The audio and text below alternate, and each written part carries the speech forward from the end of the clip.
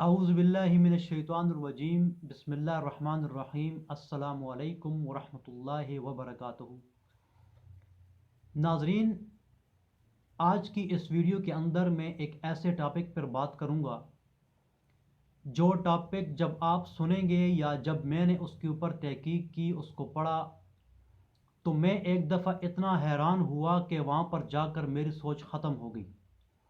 میں نے جتنا مرضی اپنی نظریں ادھر ادھر دڑھائیں مگر میری نظریں لوٹ کر میرے پاس واپس آئیں، کیونکہ میرے پاس ان کا کوئی جواب نہیں تھا۔ یقیناً جب آپ ان چیزوں کے بارے میں سنیں گے تو آپ بھی ایک دفعہ سوچنے پر ضرور مجبور ہوں گے۔ شاید آپ ان باتوں کو سوچ کر اپنا ذہن سائنس کی طرف لے جائیں، لیکن یہ چیزیں سائنس سے تھوڑی ہٹ کر ہیں۔ بے شک سائنس نے ان چیزوں کی تخلیق کے بارے میں اپنے کنسپٹ ضرور دیے ہیں، مگر ان چیزوں کے وجود سے پہلے کا بارے میں ہم سائنس کے جاننے سے بھی قاصر ہیں۔ ناظرین، کیا آپ نے کبھی سوچا ہے کہ دھواں، زمین اور پانی کا آپس میں کیا تعلق ہے؟ یقیناً جب آپ نے میرے یہ الفاظ سنے ہوں گے تو آپ کے ذہن میں تین باتیں آئی ہوں گی۔ جب آپ نے دھوئیں کا لفظ سنا ہوگا تو آپ کے ذہن میں ضرور آگ کا نام آیا ہوگا، آپ کے ذہن میں آگ کا خیال آیا ہوگا کہ دھواں ہمیشہ کسی چیز کے جل جانے سے ہی نکلتا ہے۔ جب آپ نے زمین کے بارے میں سوچا ہوگا اور پانی کے بارے میں سوچا ہوگا تو آپ کے ذہن میں یہ چیز ضرور آئی ہوگی کہ پانی ہمیشہ زمین کے اوپر ہی ہوتا ہے یا زمین کے نیچے ہوتا ہے۔ یہ چیزیں آپ کے ذہن میں ضرور آئی ہوں گی۔ اللہ تعالیٰ نے قرآن مجید کے اندر ارشاد فرمایا ہے ایک آیات کے اندر کہ ہم نے جب اس کائنات کو نہیں بنایا تھا، جب یہ آسمان اور زمین ہم نے ان کی تخلیق نہیں کی تھی، اور جب ہم نے اس دنیا کو بنانے کے لیے سوچا تھا تو اس وقت یہ جو زمین تھی یہ نہیں تھی، یہ آسمان نہیں تھا، بلکہ یہ ایک خلا تھا۔ خلا کی بات تو سمجھ میں آتی ہے، اور ساتھ میں اللہ تعالیٰ نے یہ بھی ارشاد فرمایا ہے کہ یہ خلا میں ایک دھواں تھا، اور اس خلا کے اندر پانی تھا، اور اس پانی کے اوپر اللہ کا عرش تھا۔ اب سوچنے کی بات یہ ہے کہ جب دھواں اور خلا تھا زمین اور آسمان کی تخلیق سے پہلے، اور یہاں سارا پانی تھا، تو یہ پانی جو تھا وہ کس چیز پر تھا؟ اس چیز نے مجھے اتنا پریشان کیے رکھا، اور بلا آخر ان تمام چیزوں کو سوچتے سوچتے سوچتے میں نے ایک ہی چیزوں کا اختتام کیا، اور وہ یہ تھا کہ سبحان اللہ و بحمدہ، سبحان اللہ العظیم،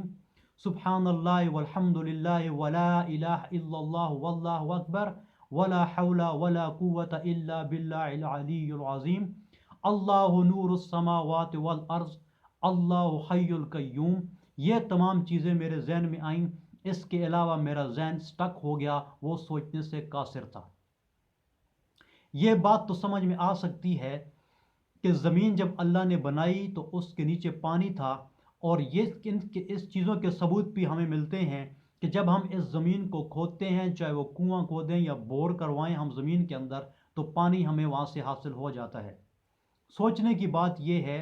کہ جب اگر زمین کو اللہ نے پانی کے اوپر پیدا کیا، اور جب زمین تخلیق نہیں ہوئی تھی اور یہ آسمان ابھی تک نہیں اللہ تعالیٰ نے بنایا تھا، تو یہ ایک پورا خلا، اور خلا کے اندر دھواں اور اس کے اندر پانی موجود تھا، اور اس پانی کے اوپر اللہ تعالیٰ کا عرش تھا۔ اب صرف اس بات نے مجھے پریشان کیے رکھا کہ باقی چیزیں تو سمجھ میں آ سکتی ہیں، یہ چیز سمجھ میں نہیں آتی کہ پانی کس چیز کے اوپر تھا۔ تو یہ تمام چیزیں سوچنے کے بعد جو میں نے اللہ کی حمد و ثنا آپ کے سامنے بیان کی ہے، وہی حمد و ثنا میرے ذہن میں آئی، اس کے علاوہ میرے پاس کوئی جواب نہیں تھا۔ یہ چیزیں یقیناً آپ کو بھی سوچنے پر مجبور کر رہی ہوں گی کہ اللہ تعالیٰ نے جب پھر اس زمین کو بنایا اور جب آسمان کو بنایا، تو اللہ تعالیٰ نے آسمان بنانے کے بعد اپنا عرش جو ہے وہ ساتوں آسمانوں کے اوپر اللہ تعالیٰ اپنے عرش پر جلوہ فرما ہوئے۔ یقیناً یہ ایک ایسی نہ ختم ہونے والی سوچ ہے کہ جب آپ اس کو جتنا مرضی سوچتے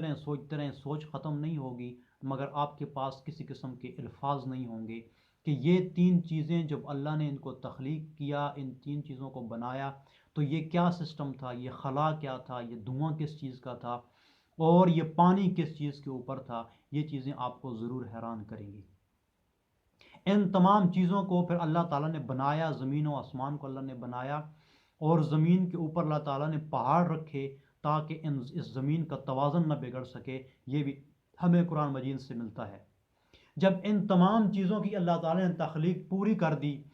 یہ تمام چیزیں بن گئیں، تو پھر اللہ تعالیٰ نے ارشاد فرمایا کہ اے انسان، جب تو میری تخلیق کے اوپر اپنی نظر کو پھرائے گا تو وہ نظر مڑ کر تیرے پاس آ جائے گی، لیکن تو اس کا حساب نہیں کر سکے گا، جواب تیرے پاس کچھ نہیں ہوگا۔ یا اس کا یہ بھی مطلب ہو سکتا ہے کہ جو چیزیں اللہ نے بنائی ہیں، جیسی تخلیق اللہ نے بنائی ہے، ایسی تخلیق کوئی اور پیدا کرنے والا نہیں۔ سبحان اللہ۔ ایسی بے شمار قصے ہیں، ایسی بے شمار باتیں ہیں، ایسی بے شمار ذکر ہیں جن کا قرآن مجید کے اندر آیا ہے، اور جب ہم انسان اس کے اوپر سوچنا شروع کر دیں تو ہماری سوچ مڑ کے ہمارے پاس آ جائے گی۔ ہماری سوچ اس مقام تک پہنچ ہی نہیں سکتی جہاں تک اللہ تعالیٰ نے جس طرح اللہ تعالیٰ نے اس نظام کو بنایا۔ حتیٰ کہ اللہ تعالیٰ نے چیلنج کیا انسانوں کو کہ یہ سارے انسان مل کر کھجور کی گٹھلی کے اوپر جو ایک چھلکا ہوتا ہے وہ تک نہیں بنا سکتے، مکھی کا ایک پر تک نہیں بنا سکتے، اس جیسی تخلیق کوئی پیدا نہیں کر سکتا۔ جب یہ تمام باتیں میں نے سنی، جب قرآن کے اندر میں نے اس کو دیکھا، تو میں بڑا حیران ہوا اور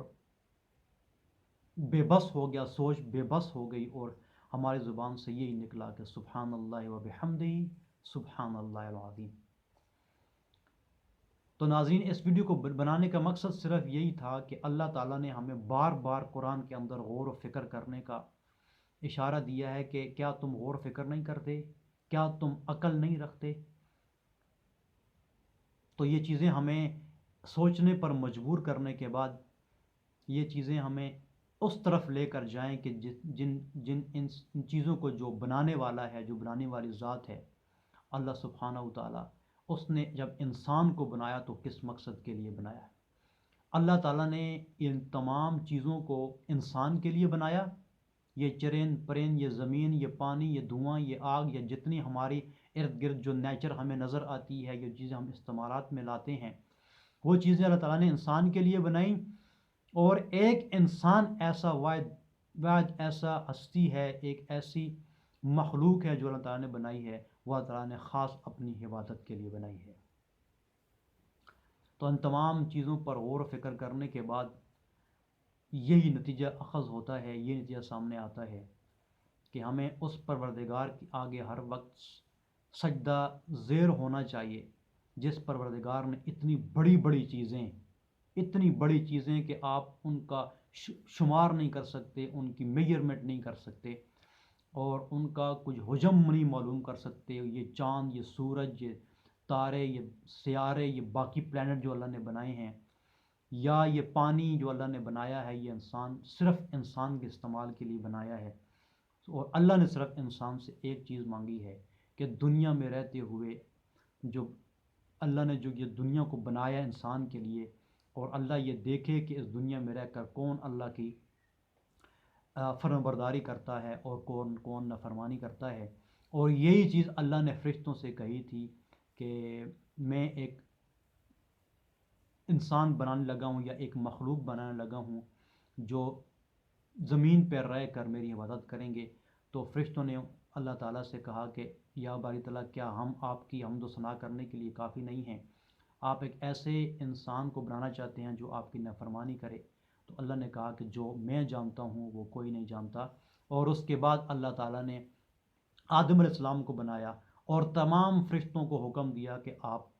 آدم علیہ السلام کو سجدہ کرو۔ تو تمام فرشتوں نے سجدہ کیا، مگر ابلیس نے انکار کیا۔ اب ابلیس کا انکار کرنا، یہیں سے انسان کی آزمائش کا ٹائم شروع ہو گیا، کیونکہ اس وقت جب اللہ نے اس کو جنت سے، یا اس وقت آسمانوں سے جب اس ابلیس کو نکالا گیا، یعنی کہ شیطان کو، تو اس نے اللہ سے مہلت مانگی کہ یا باری تعالیٰ، مجھے قیامت تک مہلت دے تاکہ میں تیرے بندوں کو تیرے دین سے دور کرتا رہوں۔